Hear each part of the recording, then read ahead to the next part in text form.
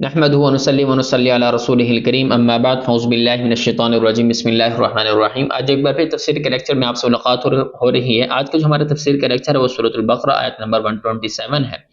اللہ تبارک و تعالی ارشاد فرماتے ہیں وَإِذْ يَرْفَعُ إِبْرَاهِيمُ الْقَوَاعِدَ مِنَ الْبَيْتِ وَإِسْمَاعِيلُ، اور اس وقت کا تصور کرو، سوچ کرو کہ جب ابراہیم علیہ السلام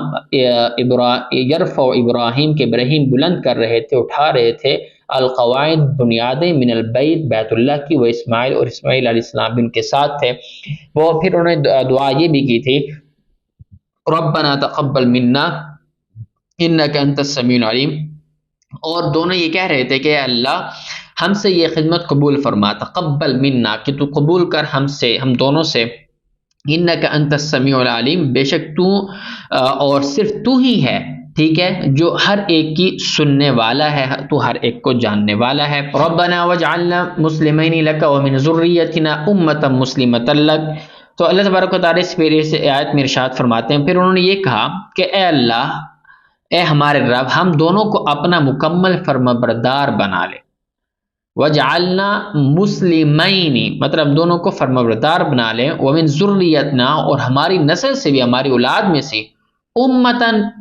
ایک ایسی امت پیدا کر، مسلمت لک جو تیری ہی تابع ہو مکمل طور پر، مطلب تیری ہی اتباع کرنے والی ہو۔ وَأَرِنَا مَنَاسِكَنَا وَتُبْ عَلَيْنَا، اور ہمیں ہماری عبادتوں کے طریقے سکھا، ارینا دکھا، ہمیں سکھا، ہمیں مناسکنا ہماری عبادتوں کے طریقے، وَتُبْ عَلَيْنَا اور ہماری توبہ کو قبول فرما، انک انت التواب الرحیم بے شک تو ہی تو ہے، بے شک تو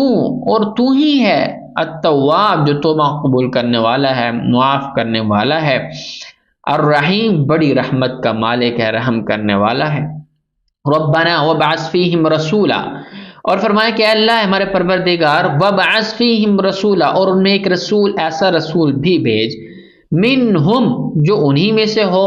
یتلو علیہم آیاتک جو بیان کرتا ہو، تلاوت کرتا ہو ان پر آیاتک تیری آیات، ویعلمہم الکتاب اور ان کو تیری کتاب کی تعلیم دیتا ہو، والحکمہ اور تیری حکمت کی تعلیم دے، ویزکیہم اور ان کو پاکیزہ بنائے، مطلب ان کے تزکیہ نفس پر ان کے کام کرے۔ انک انت العزیز الحکیم بے شک تیری اور صرف تیری ذات ہی وہ ہے جس کا اقتدار بھی کامل ہے اور جس کی حکمت بھی کامل ہے، مطلب تو زبردست غالب بھی ہے، حکمت والا ہے۔ اب دیکھیں کہ بیت اللہ جسے کعبہ بھی کہا جاتا ہے، کہتے ہیں در حقیقت حضرت آدم علیہ السلام کے وقت سے تعمیر چلا آتا ہے، لیکن حضرت ابراہیم علیہ السلام کے دور میں وہ حوادث کا شکار ہو گیا تھا، منہدم ہو چکا تھا۔ حضرت ابراہیم علیہ السلام کو اسے از سر نو تعمیر کرنے کا حکم ہوا، جو پہلے سے موجود تھیں جو بنیادیں انہی پر دوبارہ وہ اس کی عمارت کو کھڑا کرنے کا جو حکم ہوا، تو اللہ نے بذریعہ وہی آپ کو بتا دی تھی، اس کی وہ نشاندہی کر دی تھی کہ ایسی ایسی اس جگہ پر تم نے تعمیر کرنا ہے۔ اس لیے قرآن نے یہاں یہ نہیں فرمایا کہ وہ بیت اللہ تعمیر کر رہے تھے، بلکہ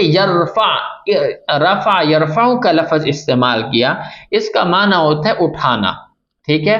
اب یہ کہ اب اس میں ایک اگر تعمیر کا لفظ آتا نا تو پھر وہاں پر لفظ یرفع کے بجائے کوئی اور لفظ یہاں پر ذکر کرتے جو تعمیر کے لفظ پر دلالت کرتا، جیسے کہ ابنا ایک ہوتا ہے نا بنانا، ابنا سے بھی آتا ہے اور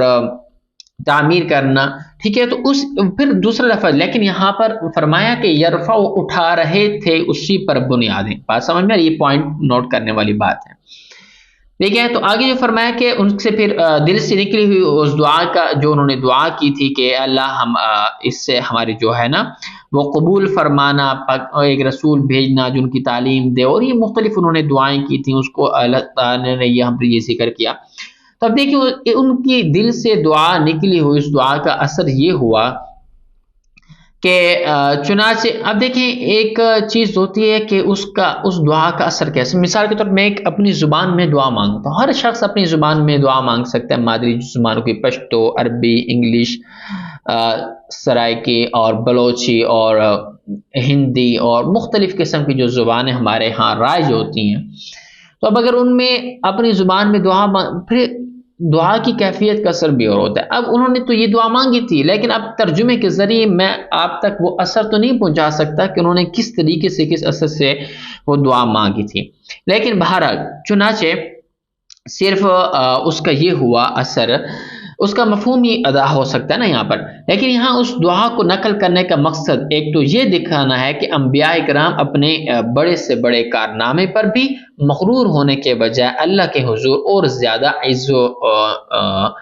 و انکساری ظاہر کرتے ہیں، اور اپنے کارنامے کا تذکرہ کرنے کے بجائے اپنی کوتاہیوں پر توبہ مانگتے ہیں. اب دیکھیں انہوں نے تعمیر تو کی، ایک اچھا کام اللہ نے ان کے ذمے لگایا، لیکن آخر میں انہوں نے معافی مانگی، توبہ کی. تو جو اس کام کی ادائیگی میں ان سے اگر کوئی کوتاہی سرزد ہوئی ہو، امکان ہوا ہو، تو اس پر انہوں نے معافی مانگی. اب دیکھیں اس سے آپ کے ذہنوں میں اشکال نہیں آنا چاہیے کہ دیکھیں کہ ظاہری بات ہے کہ کوئی ان سے کوئی ایسا برا کام ہو گیا ہو، کوئی غلطی ہو گئی ہو جس پر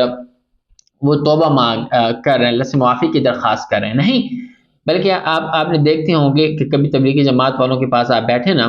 تو وہ کہتے ہیں کہ جب ہم گشت پر جائیں گے تو واپسی پر نہ ہم استغفار کرتے ہوئے آئیں گے. وہ استغفار اس بنا پر نہیں کہ ہم نے کوئی برا کام کیا، استغفار اس بنا پر ہم کریں گے کہ اس اچھے کام میں کوئی غلطی، کوئی کمی کوتاہی اگر رہ گئی ہو تو اللہ تبارک و تعالیٰ سے یہ ہم التجا کریں گے، اللہ اس کمی کوتاہی غلطی کو معاف کر دے، یہ کمی کوتاہی. تو اس لیے یہاں پر بھی انہوں نے جو معافی تو مانگی، تو یہ مطلب نہیں کہ انبیاء سے غلطی ہوتی ہے. بات سمجھ میں آئی کہ اگلی بھی؟ تو اب دیکھیں کہ تو ان کا ہر کام اللہ کے رضا جوئی کے لہٰذا تو وہ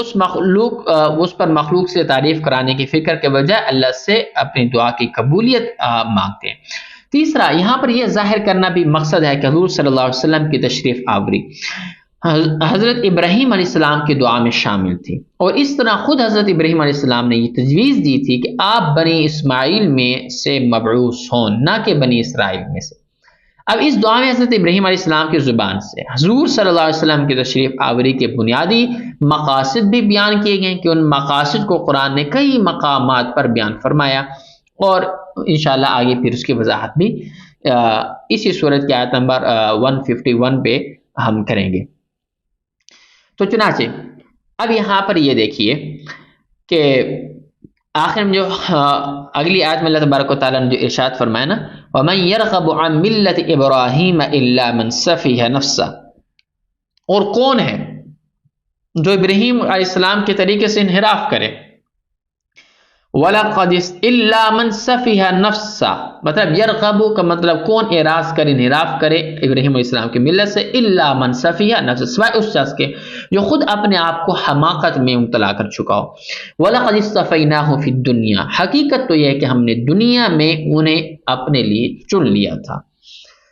وَإِنَّهُ فِي الْآخِرَةِ لَمِنَ الصَّالِحِينَ، اور آخرت میں ان کا شمار صالحین میں سے ہوگا. اذ قال له رب اسلم، جب ان کے پروردگار نے ان سے کہا اسلم، سر تسلیم خم کر دو،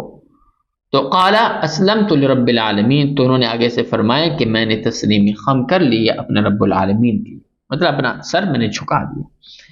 اب یہاں پر یہ دیکھو کہ یہاں پر سر تسلیم خم کرنے کے لیے قرآن نے اسلام کا لفظ استعمال فرمایا، جس کے لفظی معنی سر جھکانے اور کسی کے مکمل تابع اور فرمانبرداری کرنے کے آتے ہیں. ہمارے دین کا نام بھی اسلام اس لیے رکھا گیا کہ اس میں اور دیکھیں نا کہ اس کا تقاضا یہی ہے، اس کا تقاضا یہی ہے کہ انسان اپنے ہر قول و فعل میں اللہ کا تابع ہو، اللہ کا تابع دار بنے، اللہ کا فرما بردار بنے، بجائے اس کے کہ اللہ کی نافرمانی کرے. حضرت ابراہیم علیہ السلام چونکہ شروع ہی سے مومن تھے، اس لیے یہاں اللہ تبارک و تعالیٰ کا مقصد ان کو ایمان لانے کی تلقین کرنا نہیں تھا، اس لیے یہاں پر اس لفظ کا ترجمہ اسلام لانے سے نہیں کیا گیا. بات سمجھ میں آ رہی ہے؟ تو اگر چونکہ وہ مومن، اگر کوئی کسی ایسے شخص کو خطاب یہاں پر ہوتا کہ جو مومن نہ ہو، تو پھر اس کا معنی ہم یہاں پر یوں کر سکتے کہ تم اسلام لے آؤ. چونکہ وہ آلریڈی مومن تھے تو یہاں پر ہم اسلام لانے کا معنی نہیں کریں گے. سمجھ میں آ رہے؟ البتہ اگلی آیت میں حضرت ابراہیم علیہ السلام کی جو وصیت اپنے اولاد کے لیے تو ذکر ہے نا، تو وہاں سے اسلام کے مفہوم میں دونوں باتیں داخل ہیں، ایک دین حق پر ایمان رکھنا بھی،